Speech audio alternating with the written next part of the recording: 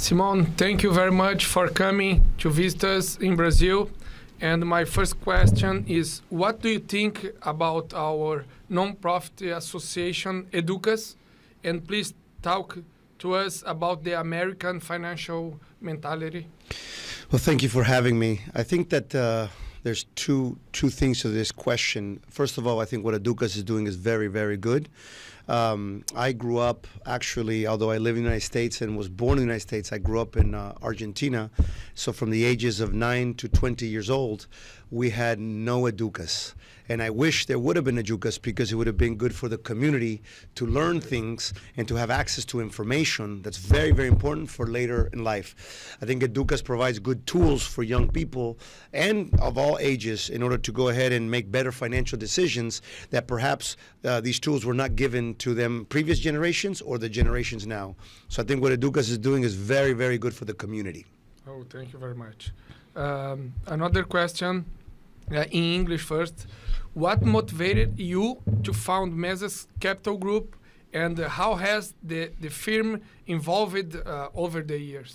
So I guess what motivated me to open is when I left Argentina and Bolivia to go to United States, I quickly got into the financial market and realized that the United States has a financial market that is very different than any place in the world.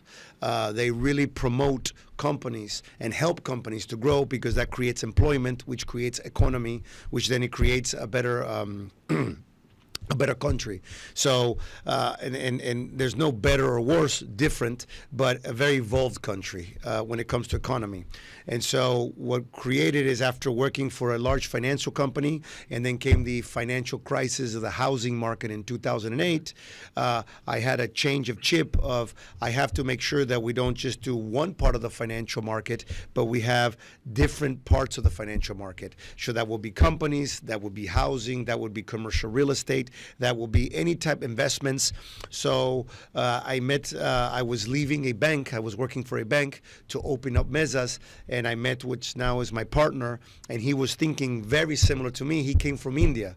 So me coming from a background of Argentina, him from India, and realizing what has happened in the United States and studying that market, we decided to open up Mezas, which the moment we opened, it took off because there was a big need for small companies in order to have access to capital, because all companies, I don't care if it's small, big, medium, they all need to have access to capital to grow. Capital is a tool. It's not a need. I think that we have education very small that a capital can be bad, or capital be or a loan can be very bad, and that's not true. Capital can be used as a tool to fuel a company, and all companies need to have capital in order to be fueled. Nice. And with more than 20 years of experience in bank sectors, and what lessons do you can talk to us the most important for someone looking to invest in the United States? So investing is a very tricky question, because what happens is people follow typically the leader. It's a very common pattern in every country. When one industry is doing good, all capital goes to that industry because everybody's seeking return on investment. And so a lot of people don't realize that, yes, although that's good, not putting everything into one investment is very important. So you need to have investments that are doing good, and some that are just starting, and some that you just feel you have a relationship or an understanding or an industry that maybe your father, your uncle, or a friend used to work in, that they can give you good information in order to make investments. I think that the investors, Argentina, Brazil, United States, Europe, we have this pattern of whatever's doing good now, fuel it with capital and investment, but then it becomes a bubble, and all bubbles finish exploding. As Mezas Chief Strategy Officer, you right now, right? Yes. And what has been the biggest challenge you have faced, and how did you overcome it? So we've had a couple of challenges, to tell you the truth. We didn't have one big one. The challenge that we always, for Mezas, is on the strategy. I really have to pick, since I work with smaller companies, not the big publicly traded companies. The biggest challenge is making sure that the business, the operator, and the management company is the right one and the right fit. So always people is what makes companies. Companies don't make themselves. And so you have to put a lot of study emphasis to the people and to the management in the operations of the company. And then everything kind of works itself out. So the biggest challenges that we've had is sometimes we saw good numbers for investment. We saw a good track record with the history, but that does not mean that it will have a good future. So I think that some of the challenges is we have, okay, once they have good track record, good history, can they continue to perform, and can they continue to change? Because see, the world is changing very, very quick. And so all industries have to change, all companies have to change, new products, new ways to save money, new tools. And if the operator management company, oh, we did this very good 10 years ago, we're doing it now, that's something to pay a lot of attention to. Nice. From your perspective, what opportunities does the United States offer to Brazilian investors? So right now, there's something happening at a global level, especially South America, LATAM, which is there's a lot of change of government and a lot of change. People are looking for something new because the same things are not working. But I could also say that as these investors look to put some investment in the United States, there is a lot of really good investments in Brazil too, and also too in Uruguay, in Chile. It's not only United States. United States have perhaps a little bit more of the safest, conservative, low-risk investments, but that does not provide maybe the yield or return on investment that a lot of investors are looking for. So I think that all countries should always be looking to do business with each other and to realize, do I have a good management company, a good relationship in the United States? Not because it's United States automatically means it's a good investment. And not because it's Brazil means it's automatically. It's about the people. Do I have a good relationship? Is there a good track record? Is it a good company? And then make the investments. So today, United States, what it has maybe different than many countries in LATAM is good information available easy. Where in Brazil, Argentina, Bolivia, or any country that is looking for investments, information is hard to find unless you have somebody, a relationship in that particular country. Good. And what advice you give to the Brazilian entrepreneurs looking to expand your investments in U.S. market? So I would look for in the same industry. If you're really good in the same industry, that's always a good place to start. So if I sell wood, I would like to look at wood companies in the United States. I would not want to go start looking for industries that I'm not familiar with. Always look to what you know. And then, as I said earlier, have a diversity. So we have some in wood, some in oil and gas, some in real estate, some in operation companies, some in food and beverage, some whatever the industry we go. But I typically say start looking for information in your own industry that you're familiar with, so that way then you can accelerate that investment a little faster. Good. Now we can talk about the collaboration with Wohlke Investments Group and Mezas Capital. So my question is, given the partnership between Mezas Capital and Wohlke Investment, how do you see the future of this collaboration? So I think it goes back to what I said. It's all about relationship. It's all about information, and it's not about knowing the proper people. I would not make an investment in Brazil had I not known Wohlke. I know Wohlke, I know the people of Wohlke, and this is why I will do an investment. And I think that the people of Wohlke have known us, Mezas, for 10 years, so they know Mezas, they understand the Mezas in Texas, so they would be familiar. So I always start with what you know and then expand. I think that this can reach many high potentials because there's opportunities always happening. And it's always about having the right information in the right industry and the right operators that can manifest a great, great partnership. Great. How do you think this collaboration can stretch investment opportunities for Brazilians and South Americans in the United States and vice versa. Yeah. So I think that we go back to relationships. So a lot of times what happens, and it's very common in the United States to provide what's called a track record. And a track record will be, we've done this transaction successfully, and these are the numbers, and have a little historical pattern. I think that's where it starts. Then you go to the industries that you're similar with, and then I think that then you go back to just doing good work and due diligence. See, another word that is not commonly used in South America that I learned in the United States is due diligence, proper due diligence. Today, we live in an electronic world, so it's much easier to obtain good information. So I think that for every investor that is looking from, whether it be Uruguay, Argentina, Brazil, that is looking to invest in the United States, Mezas can provide an alternative through Wohlke now, which before there was no door. So Wohlke is creating that door. But I also think that Wohlke has created a door for Americans that want to go through Mezas and say, hey, we're looking to go ahead and do either Mexico or Brazil. There's opportunities. The idea is to have good information, good projects, good operations, people doing good business to make good investments. This is the idea. And now about the vision for financial market. Okay, what are the current trends in U.S. financial market that you consider the most relevant to Brazilian investors right now? So it's very common. That's a great question, and it's a very difficult question. So Mezas Capital does off-market investments. So we do not focus on stocks, bonds. That is not what Mezas do. Off-market investment will be more on the operational or on real estate. So that being said, it is very traditional for a Brazilian investor or an Argentinian investor or Latin investor to come to the United States and want to invest into real estate.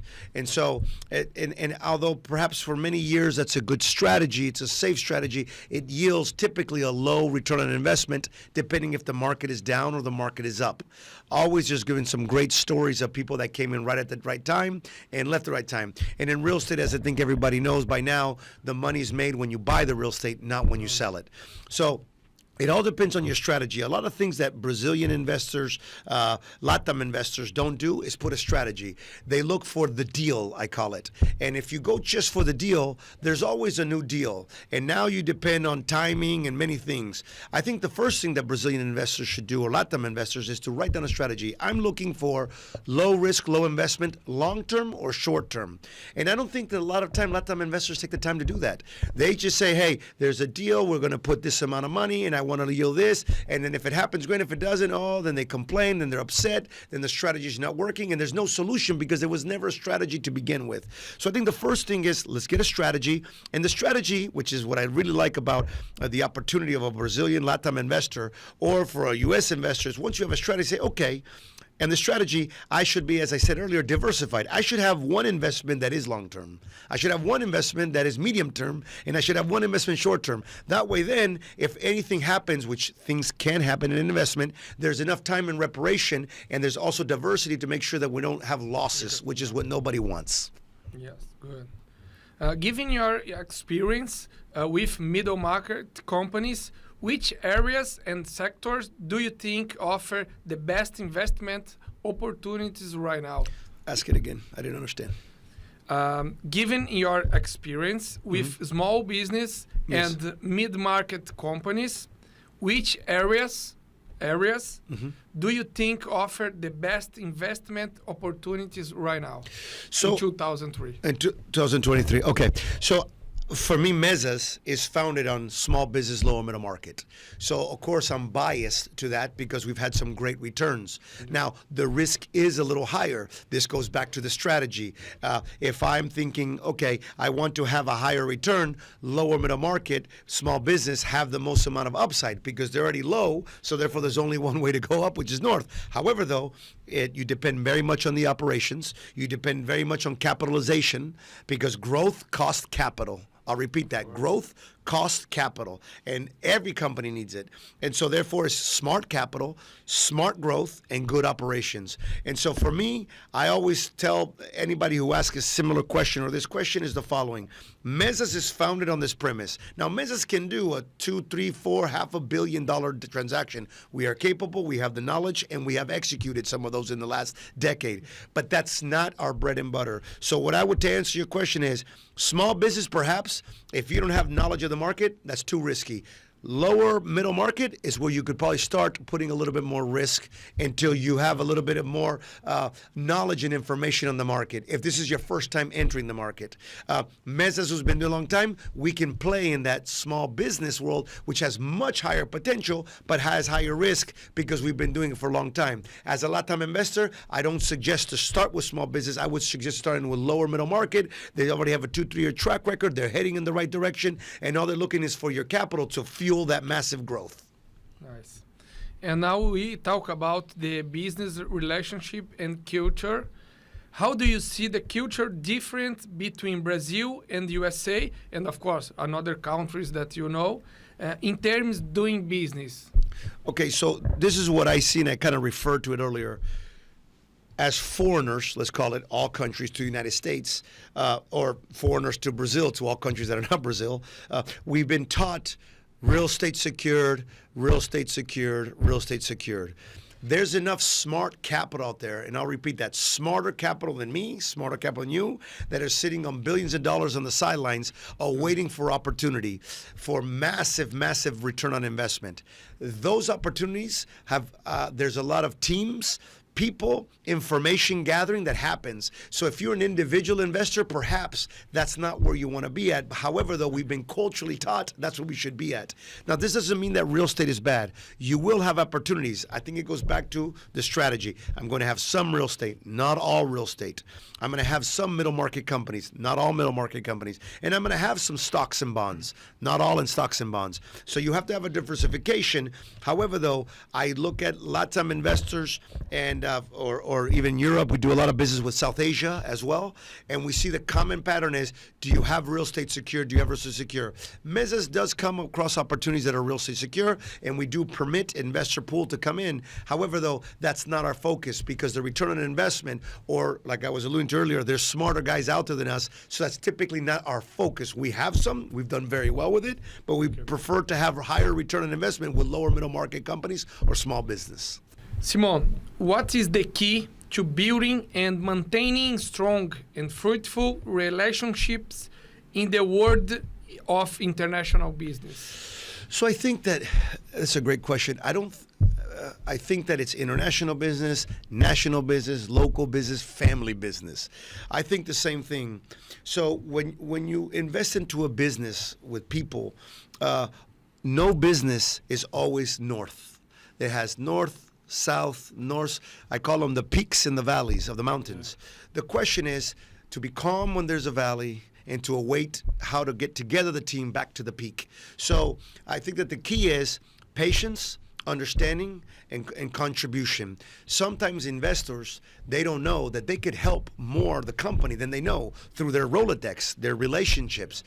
Why is the company going through a valley? Oh, because we lost some sales, or because our operations. Oh, it's about communication and working together. When you work with lower middle market investments, it's all about the relationship and the people until you grow into a multinational company. Then at that point, that doesn't play a part. That being said, the key for me is to be calm in the valley and await and help to try to get to the peak. All businesses will go up and they will go down. None of them go north forever, ever in the history of humanity. And the last question is a personal question. Is your first time in Santa Catarina? You told me you went to São Paulo Yes. and Rio de Janeiro. Yes. And what can you talk to us about Santa Catarina and what the difference Yes. you see? I saw many really good things. I was alluding to this week. I saw that first of all, you see organization.